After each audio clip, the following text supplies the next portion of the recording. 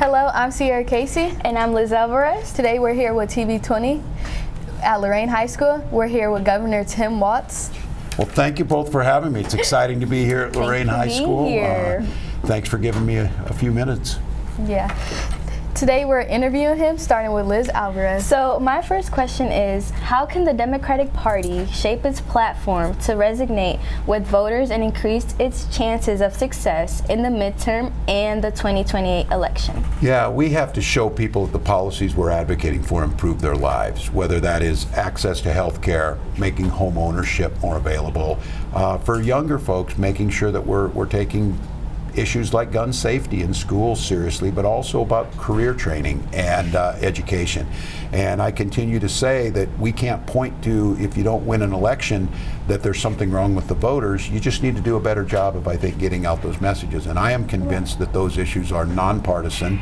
And you point out that, you know, if Republican legislators aren't delivering those things, we need to make sure that we're not just advocating for the policies, that we're actually making it happen. I'll give you an example. In Minnesota, we passed legislation that every family making less than $80,000 a year, their students can go to any school in Minnesota, higher ed, free for their entire time. Wow. And so the pressure is off those families to know, look, I'm going, and I'm going free. So if you want to attend the University of Minnesota, you want to attend Mankato State, those are things you can do.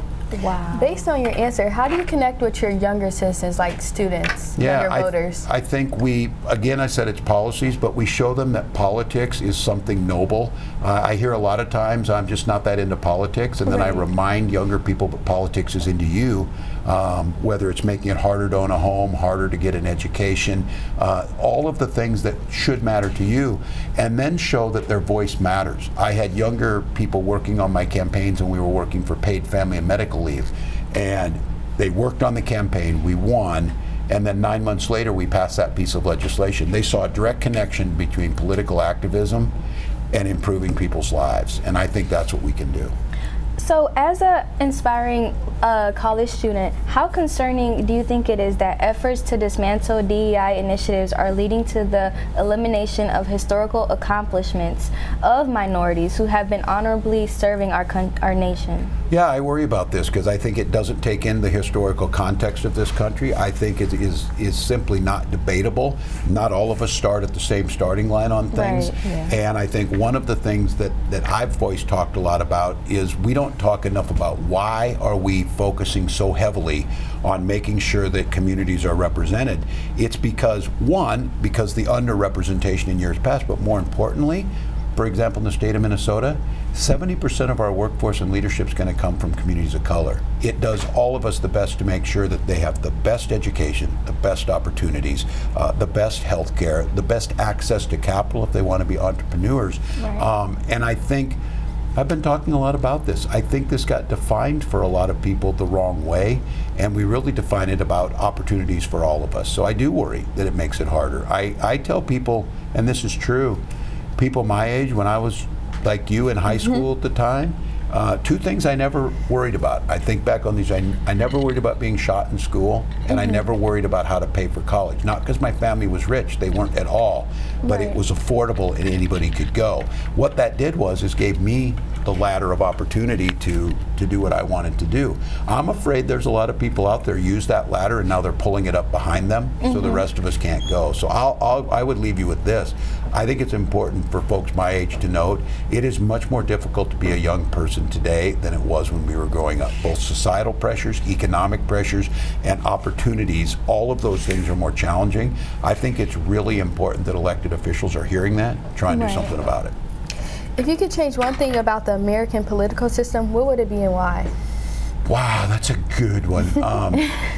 I'm going to say this is a bit controversial on this, is that I think it would be healthier for all of us if we had a little more of a multi-party system where we had to find compromises on the issues together that benefited more people than trying to get into our camps. With the absence of that, I think the ability to make sure the checks and balances are in place better so that one branch of government can't, as we're seeing right now, make all the decisions. Being better organized? I think so. So circling back to education, how urgent is the threat to the future of public education in America? Real. It's very real, and I think in the state of Ohio I see it. And this is why local elected officials, legislators, House and Senate, but governors make a big difference. In Minnesota, we invested historic amounts in education. We passed a bill that every school student eats free lunch and free breakfast, no tickets, no paperwork, just eat food and be healthy and go to class. But I think folks who are trying to transfer money away from public schools and try and tell you you're going to get a voucher to go to a private school, it segregates us again, it puts students at a disadvantage, and I believe that the great equalizer in the growth of the middle class in America was when we provided high quality, equal education to all students, and I think those are under threat right now. Based on your background, you were a teacher and a National Guard member. How do you think that shaped your political opinions and your leadership style today? This is a great question. I'm a big believer in servant leadership, and the idea that you don't get into positions of authority so that you can have power or rule over someone. It's part of your service, and part of it of being in that school was to do the best I could for my students, to help supervise something, to give them, and the same with the National Guard. It was a privilege to be able to do that. And in Minnesota, I'm trying, and I've been a big believer of national service. I don't think the military is for everybody, right, but I think if there were an opportunity for you to go work in a national park, go work in a school, you give a year of your time to volunteer in some type of capacity, we then pay for college or pay for something. Right. And I think it gives you buyback into your community and into your country. And I think for me, that idea of servant leadership was baked in by those two things, that it was service back to the community. Thank you for answering all of our questions today. Thank you for coming out today. It was a pleasure meeting you. Thank you both. Such a pleasure. Fantastic. Thank you so much. Thank you. That's all we have for today. Thank you for watching. Bye, guys. Bye. I have joining me Liz Alvarez, a senior at Lorain High School, and Sie'Aira Casey, a junior at Lorain High School, and also our history teacher, Steve Cawthon, to talk about this experience of interviewing Tim Walz at Lorain High. You want me to go first? Yeah. Okay. So,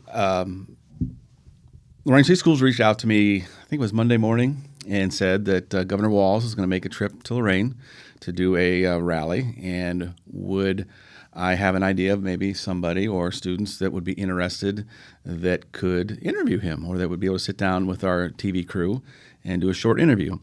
So I thought that's a great opportunity for our kids to have an opportunity to sit down with Governor Walz. So I came up with Liz as one. She's a member of our National Honor Society and been a CCP early college student with me for a couple years. And Sarah's also a student of mine, but I know Mr. Trout kind of pulled you from the Titan News crew. So once I got their excitement level and said, okay, yeah, we want to do this, because I didn't want to have a student that didn't want to do it, because we don't want to have, a person who has been in the national forefront to have someone that just didn't really have any interest in interviewing. So I know when I talked to Liz, she was like, yeah, I'd love to. I was so excited. Yeah, he was. And I even wanted to make sure that you knew who he was. Because sometimes, we have conversations about maybe people in politics or just in the world in general, and sometimes the students may not realize who that person is. Right. Liz immediately knew who he was, and then Sierra I have in class. So we kind of collaborated and created some questions that, we wanted to create questions that had their input. Right. So one of the things, and then I'll let them speak, that I really was happy about, Governor Walz's handler came up to me, and earlier in the day, actually, they had asked to see the questions. They wanted to see what the questions looked like. So I passed along that information to him. And then when I arrived at school, before everything came down, he introduced himself again to me, and we talked a little bit. He said, those questions were really intense, and they were good questions. He said, because I don't know, sometimes you get interviews, you get those fluffy, softball-y questions. I don't think any of those questions were like that. They were very poignant, and they had the input as we put them together. And I was very proud that even at the conclusion of the interview, even Governor Walz said, you guys are better than CNN. Yes. So that was pretty awesome. He said that. So I'll let them talk about the experience that they had, and maybe some of the little nuanced things of getting a chance to sit down with a person that was in the forefront of the political world and is still heavily involved in the Democratic Party as we stand here today. It was a fun experience for me. At first, I didn't know who I was interviewing because my teacher, Trout, he's like, you want to interview someone? And I'm always down to, like, do stuff for the class. So I was like, yeah. He's like, okay, talk to Cawthon about it. And then Cawthon told me who it was, and I was, like, kind of excited. And then I expected it to be, like, a big thing, but not as big as it was. Right. Like, there was, like, a whole bunch of people there, a whole bunch of security. They cleared out the newsroom when we was interviewing him. And it's just, like, a really fun experience for me. Yeah, for me also, it was very fun. It was scary because when Cawthon came to me and asked me about it, at first, I'm not going to lie, I was confused. Like, I looked at you like, are you joking? Like, I was like, he's not serious. Like, I just stood there, and then he was telling me about it, and I was like, wow, like, this is a huge opportunity. And then I got to see him, and it was more than I had expected. Like, he was so sweet, very down to earth. It wasn't like he was, like, feeling like he was better than some people because of his background. He was very humble, almost like a dad. Like, he reminded me of Cawthon. Like, I was just talking to Cawthon in a way. And it was so much fun. And he really took time to answer our questions thoughtfully. Like, he didn't just dismiss our questions by, like, one-word answers. Like, no, he really dived deep and gave us the answers we wanted. And I think the cool thing was, and I could tell before he came into the room, they were a little nervous because it was very, even for myself, very. and I've been lucky over my life to have been. I've met President Obama. I've been at Hillary's event. I've worked with Senator Manning on some projects and things, and Joe Miller. So I've been around the political world, Right. and I didn't really know what to expect. I mean, he's not the vice president; he's a governor, but he had a pretty good entourage when he came here. And the Very. security that was here, it was pretty unique and kind of intense on their end. And I could tell they were a little, I don't say nervous, but you were. I was antsy. Yes. Like, I'm just like, so I don't know how I said to the girls, I said, how about I sit in the chair where Miss Cheers is, and I said, pretend I'm him and let's do the interview. So like he was doing pictures, we did like a run through of it. And you asked me the questions and I answered them as if I was him. And I think that helped. It really did. Mind you, we told him he should run for something. Asking the questions because he was answering them perfectly. I was like, wait, Cawthon, you're like a professional. Like, you need to run. Cawthon 2028. No. Yes, vote Cawthon 2028, guys. We have our vote. Tim Walz, he reminded me of, like, Mr. Colasco and Cawthon mixed together. Yes. If you ever have Mr. Colasco, And that is Cawthon, true. them mixed together, that's who he reminded me of. Like, you could tell he used to be a teacher. Yes. Like, he has that teacher vibe. Like, he really cares about his students. Yeah, and he really cares about his audience too.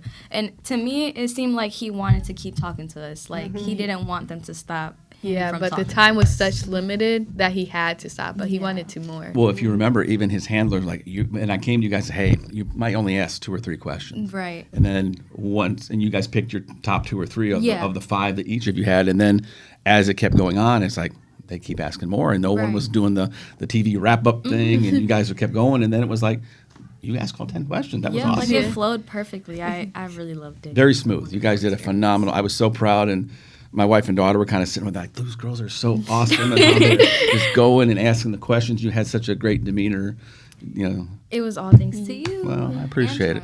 Yeah. I mean, it was a team effort, and that's kind of like, to me, the beauty of the experience was the fact that, you know, we collaborated, we worked together to create this experience that none of us will ever forget. I mean, Definitely. you know, you can be 50, 60 years old, like, you know, my age, someday down the road, and be like, I remember when I sat down with Governor Walz and had a chance. He came to our school and was here and walking the halls and just kind of, you know, and like you both said, which I thought was cool too, when you meet someone that you've seen on TV and you've seen, you know, Democratic convention up there with Kamala Harris and running for, you know, vice president, and then he walks in here and you wonder, is he going to be the same person that I see on TV?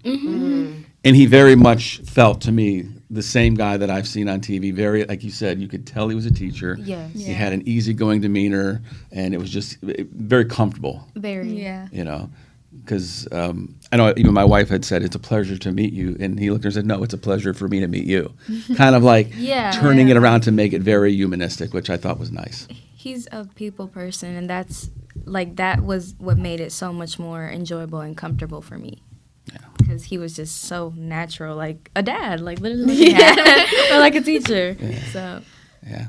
Thank you. Thank you for making this happen. And this was memorable for the city of Lorain as well. Not just for Lorain High, but for the entire city.